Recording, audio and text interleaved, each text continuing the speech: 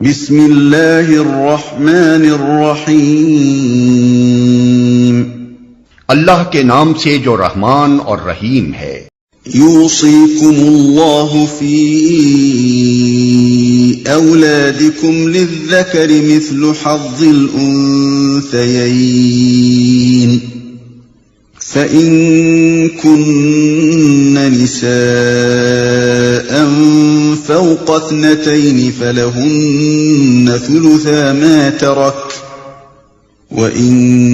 كانت واحدة فلها النصف، ولأبويه لكل واحد منهما السدس مما ترك إن كان له ولد، فإن لم يكن له ولد وورثه أبواه فلأمه الثلث، فإن كان له إخوة فلأمه السدس من بعد وصية يوصي بها أو دين، آباؤكم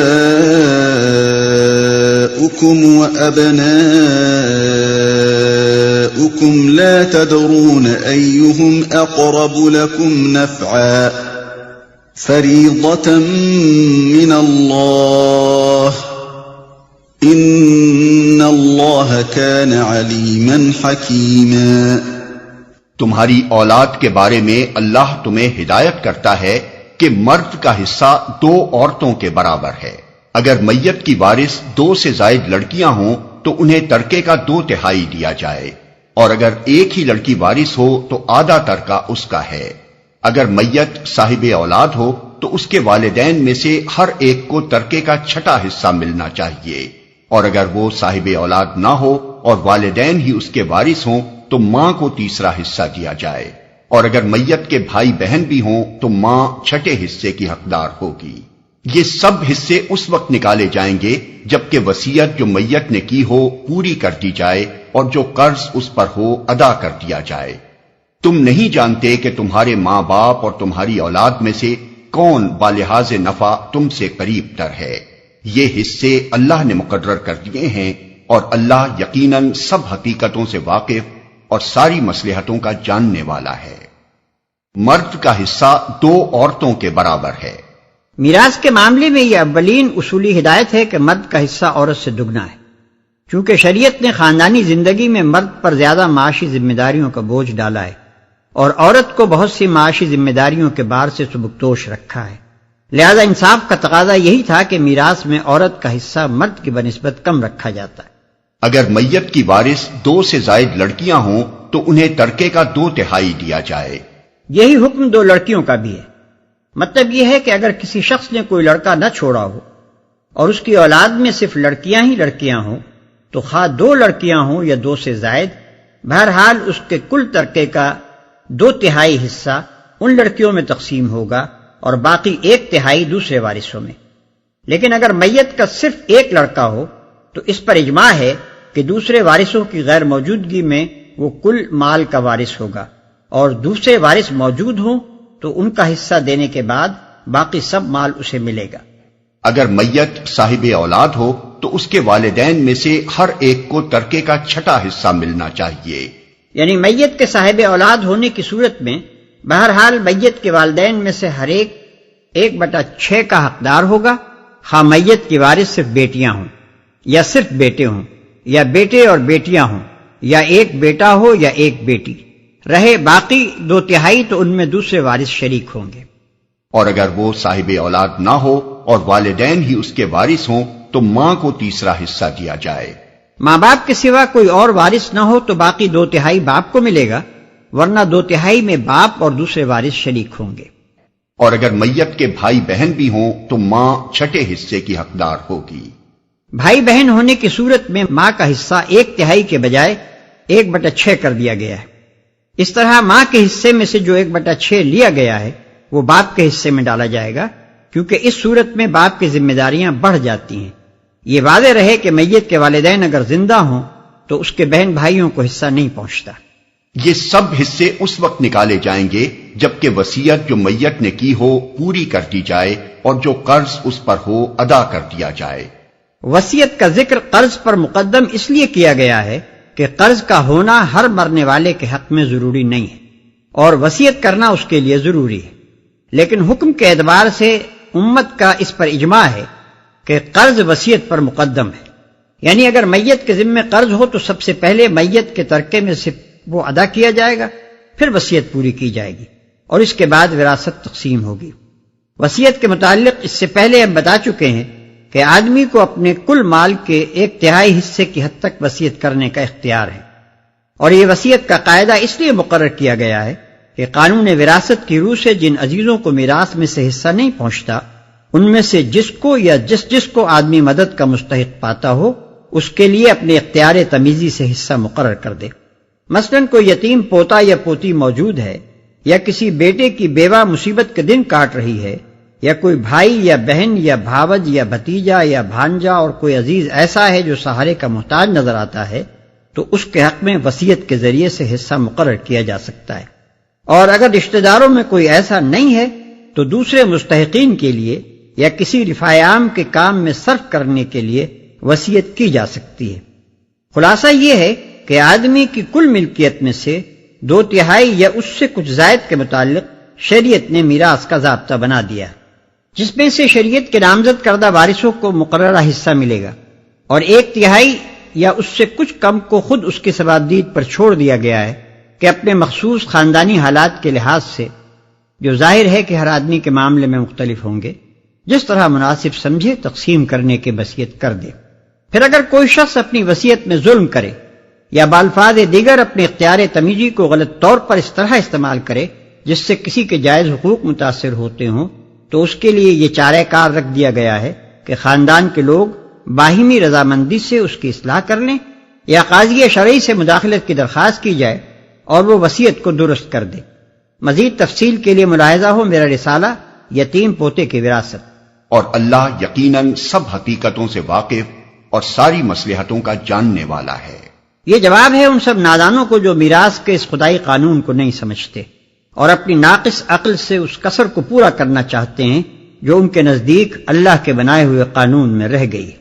وَلَكُمْ نِصْفُ مَا تَرَكَ أَزْوَاجُكُمْ إِن لَّمْ يَكُن لَّهُنَّ وَلَدٌ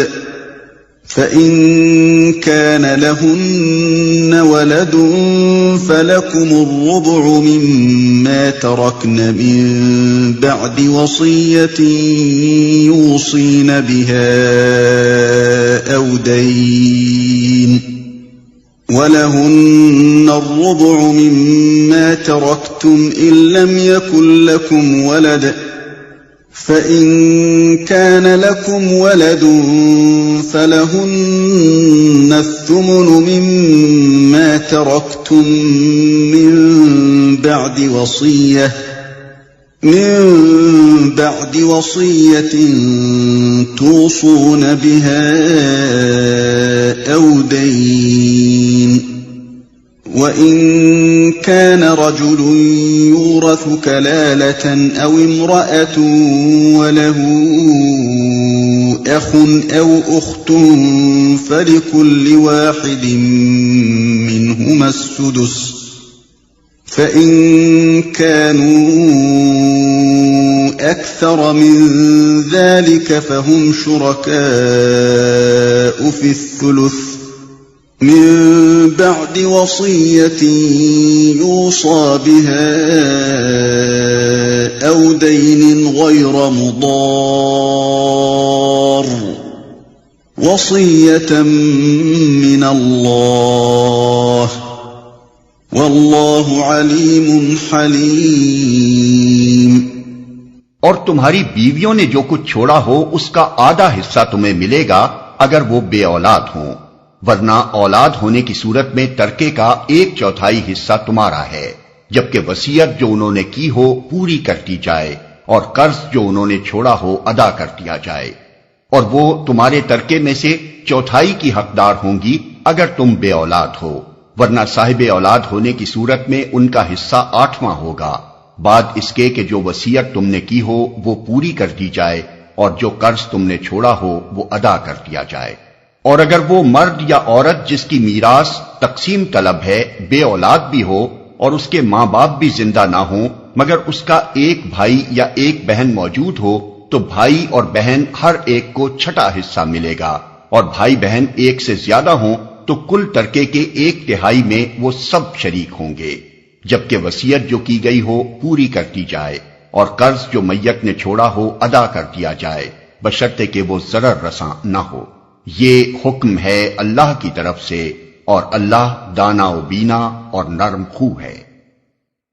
اور وہ تمہارے ترکے میں سے 1/4 کی حقدار ہوں گی اگر تم بے اولاد ہو، ورنہ صاحب اولاد ہونے کی صورت میں ان کا حصہ 8واں ہوگا۔ یعنی خواہ ایک بیوی ہو یا کئی بیویاں ہوں، اولاد ہونے کی صورت میں وہ 1/8 کی اور اولاد نہ ہونے کی صورت میں 1/4 کی حصے دار ہوں گی، اور یہ 1/4 یا 1/8 سب بیویوں میں برابری کے ساتھ تقسیم کیا جائے گا۔ اور بھائی بہن ایک سے زیادہ ہوں تو کل ترکے کے 1/3 میں وہ سب شریک ہوں گے۔ باقی 5/6 یا 2/3 جو بچتے ہیں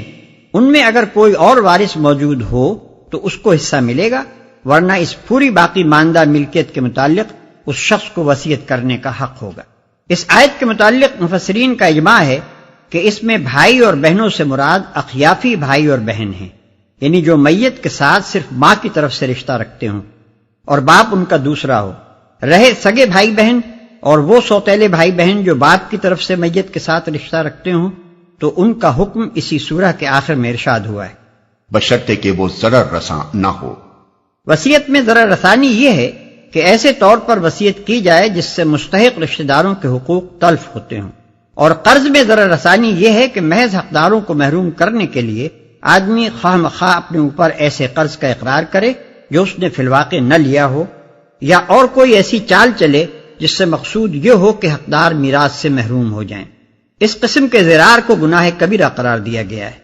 چنانچہ حدیث میں آیا ہے کہ وصیت میں نقصان رسانی بڑے گناہوں میں سے ہے،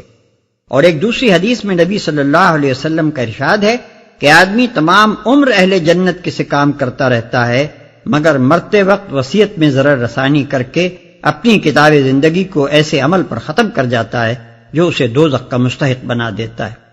یہ زرار اور حق تلفی اگرچہ ہر حال میں گناہ ہے، مگر خاص طور پر کلالہ کے معاملے میں اللہ تعالیٰ نے اس کا ذکر اس لیے فرمایا کہ جس شخص کے نہ اولاد ہو نہ ماں باپ ہوں، اس میں عموماً یہ میدان پیدا ہو جاتا ہے کہ اپنی جائیداد کو کسی نہ کسی طرح تلف کر جائے اور نسبتاً دور کے رشتہ داروں کو حصہ پانے سے محروم کر دے۔